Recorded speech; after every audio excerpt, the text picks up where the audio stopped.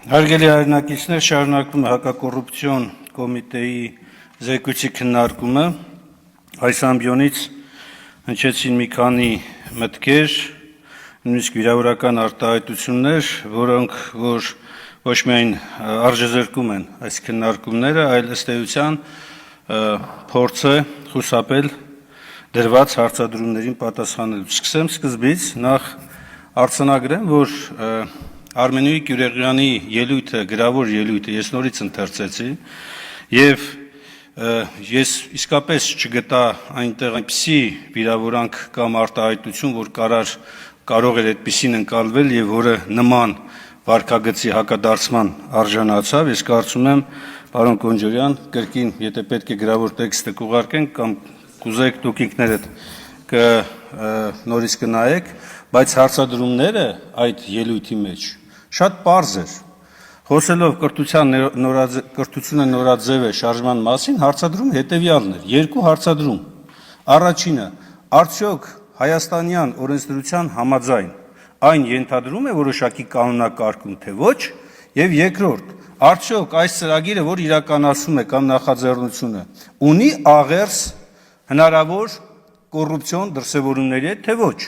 Փոխարենը վիրավորանքներ ներկայացնելու կարող եք շատ լավ հնարավորություններ ելնեիք պարզաբանեիք այդ հարցերին,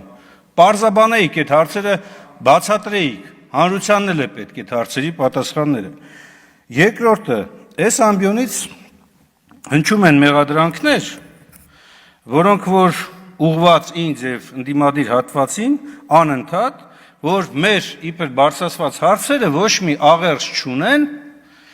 հանրությանը հուզող հարցերի հետ։ Եթե աղերս չունեն, բան չեք դες ջղաձգվում, ընչեք դες լարվում, ընչեք վիրավորում։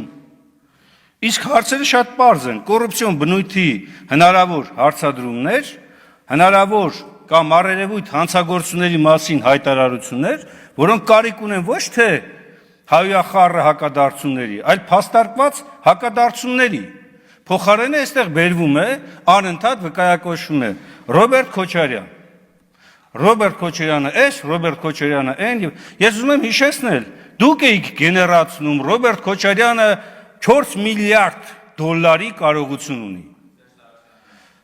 Դուք եք գեներացնում եւ դուք տարածում եք։ Հիմա հանրությանը պատասխանեք, ուր է 4 միլիարդը։ Ուր է։ Օթում է, թե չկա։ Պարոն Նահապետյան, այս հայտարարությունը դուք նաեւ պիտի հիմք ընդունեք։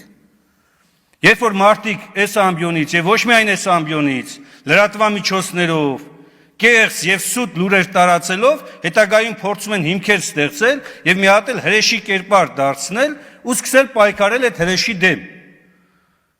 Իրականում այդ հրեշները այդ կերպար ստեղծողներն են։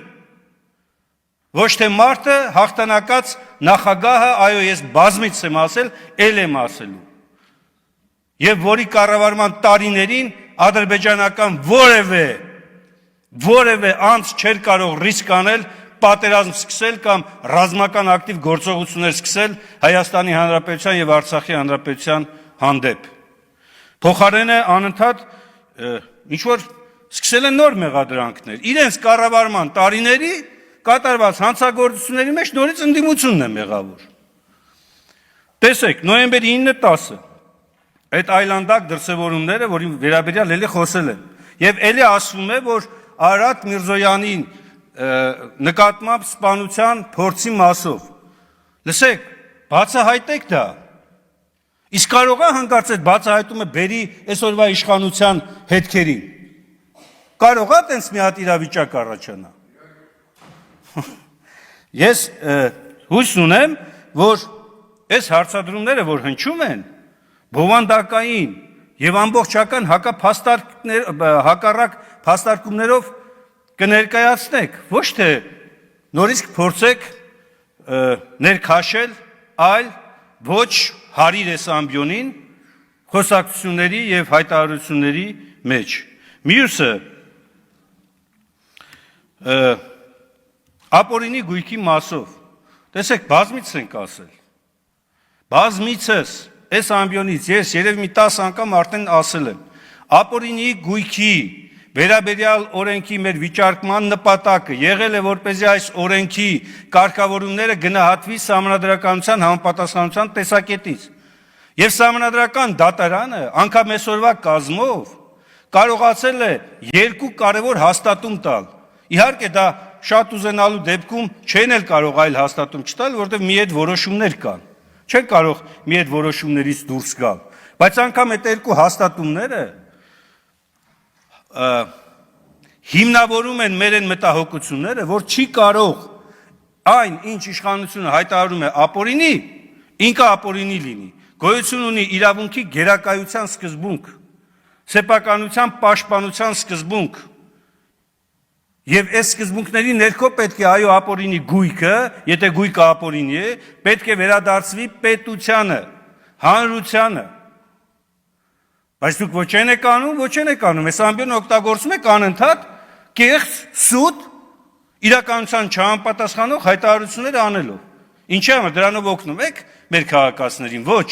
Վստահեցնում եմ, որ ոչ էլ ձեր էլեկտորատին եք օգնում։ Առավել ևս Հայաստանի Հանրապետությանը չեք օգնում, որտեղ մեր բոլորի երթման տեքստում, ուղիղ տեքստով ուղիղ գրված է նպաստել սահմանադրության պահպանմանն ու կատարմանը։ Իսկ սահմանադրությունը շատ պարզ բան է ասում. առաջնորդվել իրավունքի գերակայության սկզբունքով, այլ ոչ թե սեփական նեղ խմբային քաղաքական շահերով։ Եվ անընդհատ կրկնելով, տալով նախագահների անունները, դրանով դուք չեք նպաստում հանրապետության ուժեղացմանը։ Դրանով դուք վստահաբար չեք ստեղծում հիմքեր ապագայում ինչ իշխանություն էլ ձևավորվի, շատ ավելի արդյունավետ առաջ գնալու համար։ Դուք դրանով ընդամենը հիմքեր եք ստեղծում եւ հաստատում եք այն միտքը, որ դուք անընդհատ կործանում եք բերում մեզ բոլորիս, մեր երկրին, մեր պետությանը, մեր պետականությանը։ Հարցեր շատ կան, բայց ժամանակը թույլ չի տալիս, որ կետարկետ անդրադառնան բոլոր ուրեմն այստեղից հնչած մերկապարանոց իմ գնահատմամբ հայտարարություններին կամ մեղադրանքներին։ Անընդհատ ինչ-որ դրվագներ եք հիշեցնում, անընդհատ ինչ-որ դրվագներ եք բերում, անմեղության կանխավարկածը հերիք չէ, հերն անիծել եք։ Նույնիսկ դրա մասին անդրադառնալով նաև զեկույցին, պարոն Ապետյան, հանձնաժողովը նիստում եմ ասել այդ մասին։ Չի կարելի ուղղակի 10 դրվագում անուններով նշել առերևույթ հանցագործության դրսևորումների մասին, այն դեպքում, երբ որ այս գործերը դատական վախճան պիտի ունենան։ Կամ եթե չեն ունենալու, ձեր մոտ են ուրեմն ավարտվելու։ Ոնց կարելի է մարդկանց անունները նշել այստեղ, հրապարակվող պաշտոնական փաստաթուղթ եւ այս ամբիոնից էլ մարդկանց ներկայացնել մեղադրանքներ ու ասել, որ մեղավոր են, հանցագործ են, են։ Դրա համար գոյություն ունի դատարան, դրա համար գոյություն ունի արդարադատության համակարգ, դուք կարող եք ընդամենը ենթադրություններ անել։ Այդ ոնց է լինում, երբ որ ձեզ հարց ենք տալիս, ասում ենք, «Էս ինչ դեպքով վարույթ կա նախաձեռնված, թե չէ», ասում եք, դա գաղտնիք է։ Անհատական տվյալների շրջանակներում, պետական գաղտնիքի շրջանակներում, այդ որ դեպքի մասին եք հարցնում, առանց նույնիսկ անվանական անուններ հնչեցնելու առաջարկի։ Բա ստեղ մարդկանց անուններ հնչեցնելը ձեզ սկի չի հուշում, որ գոյություն ունի անմեղության կանխավարկած։ Թե այդ հրեշները մենակ ընդդիմադիրների մեջ պիտի փնտրել։ Այս մեծ հատվածի վրա իշքան այդ նույն գնահատման հրեշներ են նստած, կամ նստած էին հիմա այլ պաշտոնների վրա են։ Բազմաթիվ անուններ կարող ենք հնչեցնել։ Ես ուզում եմ իմ խոսքն ավարտել շատ կարգին մի մարդու խոսքով, շինարար հայր ու որդի Արսեն Թորոսյան, չշփոթեք պատգամավորի հետ, եւ իր հայրը Կորյուն Թորոսյանը, վարպետը շատ հետաքրքիր խոսք էր ասում, ասում էր, որպես շինարար նաեւ մարդ, ասում էր, այս գործը նես պիտի արվի, որպեսզի հետագայում եկողը, նայողը, տեսնողը ոչ թե անիծի ու հայոյի, այլ փառք տա եւ օրհնություն մաղթի գործը անողին։ Դուք այս խորհուրդը ընդունեք ձեր համար որպես ուղենիշ եւ ապրեք, գործեք ու շարժվեք այդ ձևով։ Այն ինչ որ դուք եք որտեղ գրում, ոչ մի աղերս չունի Հայաստանի Հանրապետության ուժեղացում